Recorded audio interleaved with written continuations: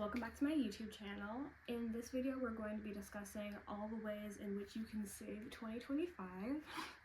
If you're like me, last year I made kind of like a goal, an oath to myself or whatever, to make 2025 the year that I actually dedicate to working on my goals. I'm 17, I'm a senior in high school, and in a few months I'll be off to college and there will be like an entire world changing for me. And it's kind of scary, but it's also kind of exciting at the same time because that means I get a fresh start and it kind of feels like I can do and be whoever I want to be.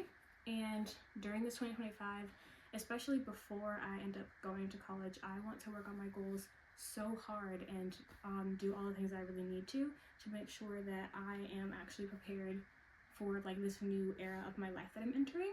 So this video is going to be all about how to stay prepared and how to keep on track of all of your goals for the remainder of 2025, because if you're like me, you're really wanting to commit this year and actually get what you want to get done to have a great 2025. So hopefully in 2026 we'll be resting and getting all the love and goodness and wealth and money and happiness and experiences that we deserve. So let's get right into the video. So for the beginning, like I did this in 2024, but it's never too late to make one. In 2024 I made a vision board, and I made it so that I put it on my laptop background, my phone background, my iPad background, basically any electronic I had. I set it as that image, just so that it helps me look at it a lot more, which is good because I bring my laptop to school with me all the time and I'm always opening and closing it. So it's really good to just keep your eye on what your goals are. The way that I made my vision board was, before I even went looking for pictures or anything, I sectioned out the areas of my life that I wanted to improve upon. So for my vision board, I have health and wellness. On my other section, it's like academic, like intelligence, things like that. Content slash money slash finance in general. And on my last one, it's relationships with my friends and things. So basically, vision boards might seem kind of strange to some people, but they really do help. Whenever you are constantly looking at them, you're reminded, okay, this is the goal I should be working towards. This is what I need to be doing to get to it. So before you even pick out the pictures, section it up into like what you want to do, whether it be health, wellness, money, relationships wise, content wise. I would say to not overwhelm yourself. I only did 4 categories for myself. I would advise you to not do like 10,000 million categories, because it will kind of make your mind scatter and you will feel absolutely overwhelmed, and nobody wants that whenever they're trying to actually hit some goals this year. Before you choose what pictures you want, after you've already chosen your categories, I would recommend you writing out what specific goals within the categories you want to reach are. Like for my health and wellness goal, I basically said I wanted to eat cleaner food. Like I wanted to eat foods that are not so like fatty and not so sugary all the time. And of course, I want to make the disclaimer that I'm not saying I'm never going to eat sugar or fatty foods, because that is just the biggest lie known to man. But it's basically saying that I will try my best to eat as much clean food as I possibly can, given my circumstances. For my intelligence one, I put learning French. I don't know why. I just have a really big aspiration to learn French. I don't care whether I become fluent. I just want to be conversational in French by the end of 2025. Things like that. Go ahead and write down what like mini goals in between each category that you actually want to accomplish this year. And then after you do that, that is when I recommend you actually creating your vision board so you can have pictures that match with your goal on there. I would recommend your board to have between like 10 to 20, 30 pictures on there. Anything above 30 pictures, and even I think that's kind of much, I wouldn't add any more than that, because you don't want your board to be scattered. Another reason why I say to like section it off in the beginning is so that you can put all of your wellness things in one corner, academic things in another corner, things like that. Because whenever you have to scatter your mind around, it's going to be like kind of blurry and fuzzy in your head, and you don't want to confuse yourself in that way. So yes, I think building a vision board is 1000% on the right track to helping you achieve your goals and to accomplish more in 2025 than ever. So make your vision board.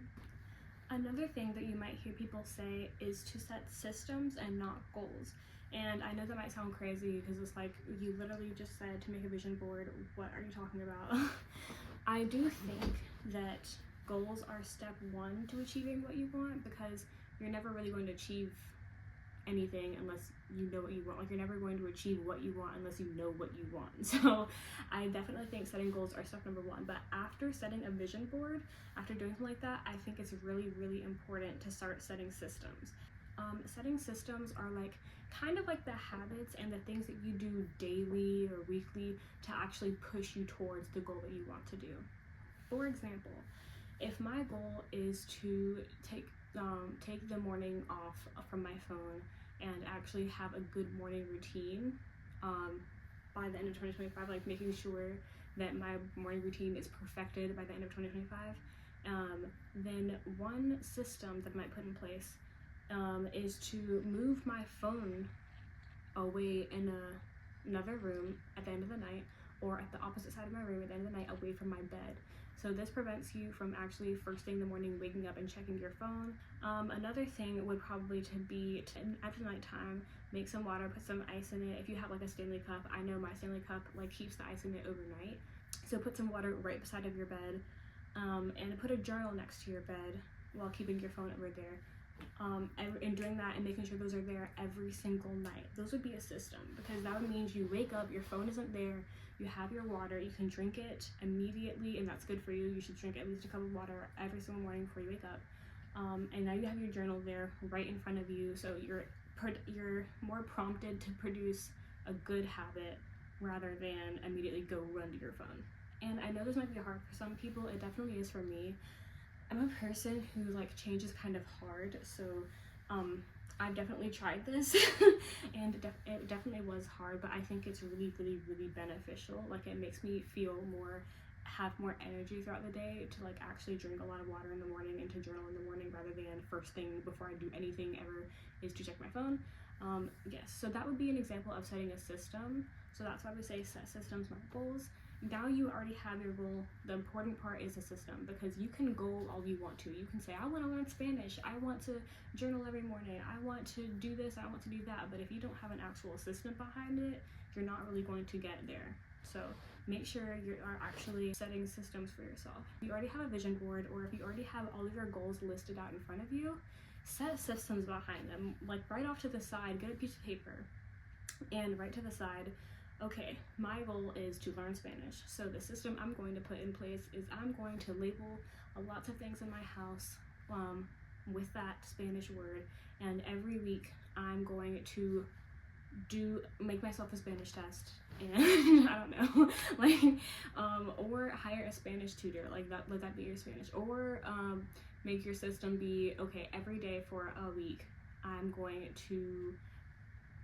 every day for a month, I'm going to practice Spanish by going on YouTube, and I'm going to watch a Spanish video, and I'm going to learn all the vocab on that Spanish video and test myself at the end of the month, and then move on to a new one. Something like that. Like, that can be your new system, as long as you set a time, put an alarm on your phone for that, to actually remind yourself that you're supposed to be doing that. Like, set systems, not goals. Those things will actually push you towards your goals faster than if you were just focusing on the goal itself. You'd be surprised how quickly things could actually come to you if you actually just look at the habits that will get you there along the way, rather than telling everyone you want to reach this goal and hoping your motivation just comes and hits you on the head one day, because most of the time it's probably not. You're probably not going to have it. So set systems, not goals. My next piece of advice is to limit as many distractions as you possibly can when trying to reach your goals for this 2025. I know that phones obviously are like the hugest big distractions, but they're not the only distractions in the world that are actually possibly keeping you from your goals. Whenever you are trying to do something that you know is really good for you, but sometimes you don't want to do it because maybe you feel lazy, or maybe you just don't like, or aren't in the mood for it, It probably could be because you're being distracted by something. Some people, like let's say your goal is going to the gym. I know a lot of people end up not doing it because they think they'll be setting a system by saying, oh, I'm going to go to the gym with my friend and it's going to be so fun and da da da. And then you go and you kind of just gap a lot and you don't really get anything done. And by the end of it, you're not really seeing any results. So you kind of get discouraged and you just stop. Your friend is there kind of distracting you rather than helping you in that circumstance, because your friends might not have the same goal, so trying to get a friend to come with you to do something might not always be the best for you. Another distraction could possibly be the place where you're trying to get your goal done. So again, goal is studying and you're trying to study in your bedroom. It's probably not the best place to study because your bedroom is probably full of things that are distracting you, like plushies, TVs, books, jewelry, clothes, and a whole bunch of other things like that. They're probably like not the best for you. Like I know another reason why people don't end up doing anything, I can't remember the actual term for it, but it's basically where instead of doing the thing that you know you're supposed to do, you do a whole bunch of other mini productive things rather than doing the things that you're supposed to do. Like I know some people, instead of studying, you're like, well, my room's kind of messy, so I'll study after my room's cleaned. Well, my room's cleaned now, but my books aren't organized, so I'm gonna organize my books. Well, my books are organized now, but I think I should wash the dishes before I study. And I know I said I was gonna study right now, but maybe I should get a snack before I study because it's been a while since I've had a snack. And you just keep doing all these like random little things instead of supposed to be doing the thing that you're supposed to. Like, it might seem daunting, but the environment that you put yourself in could very much lead to so many distractions. And that goes with people too. If you're surrounded by people who don't necessarily have the same goals you have or don't necessarily understand the same goals you have, they might be inclined to like get off track easily. Ultimately, I say surround yourself with people who actually have the same goals that you do. That way, whenever you are trying, like you're in the process of doing something, doing a habit, setting a system, like doing whatever you need to get there, that person who's with you is also doing that thing rather than talking your ear off or distracting you or doing anything else that way. My last and final tip is to actually journal out your feelings. I know that this is like so like overdone, overstated. Everyone's like, oh my god, you should journal, but I honestly think it's actually worth it. I'm not saying that you should journal out your deepest, darkest fears, and I'm just saying to journal whenever you get overwhelmed. I have been telling myself that I wanted to make this YouTube channel for like 4 years now, and I just never did.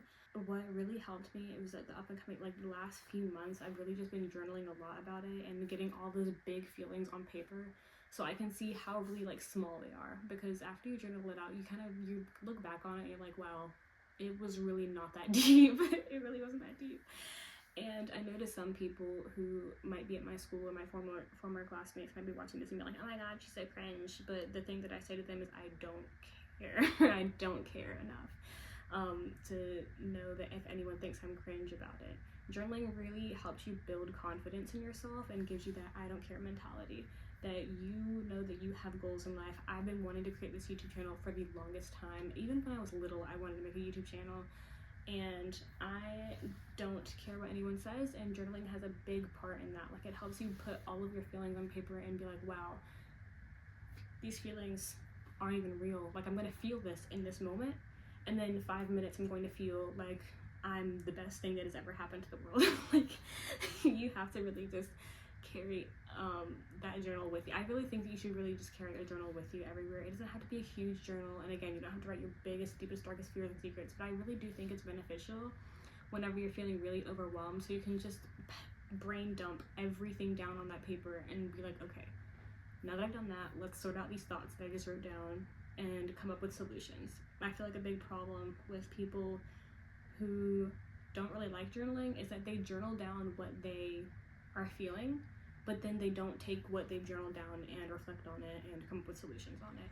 I really do think that journaling is 100% beneficial. It helps you clear your head, and it helps you actually sit back and reflect and be like, okay, these are my problems. Now that I know that these are all my problems I'm thinking about, let's start coming up with solutions, because a lot of these problems probably aren't even that huge in the long run, and a lot of these problems are probably being made up in your head that you think that you're actually having a problem with, but you're not. So I do think that journaling is absolutely beneficial whenever you're goal setting, especially because times you'll feel overwhelmed with the goals that you want to achieve, and you'll probably have 59,000 goals in your head that you want to do, but you'll get scared, you'll get discouraged, maybe your friends don't really care for it that much, maybe your family disapproves, but honestly, you have and you are guaranteed one life on earth, and that is it.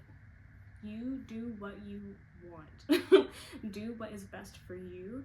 Do everything that you ever wanted to and more. Journaling really helps you build that confidence in yourself, and it will make 2025 your year. Do everything in your power to live your life in the way that you want to. Alright guys, those are my tips for making 2025 your best year yet and staying on your goals. Please subscribe. If you have any tips or any other content ideas that you want me to do next, let me know down in the comment section, and I will be sure to try this out. Thank you guys, and I love you so much. Bye!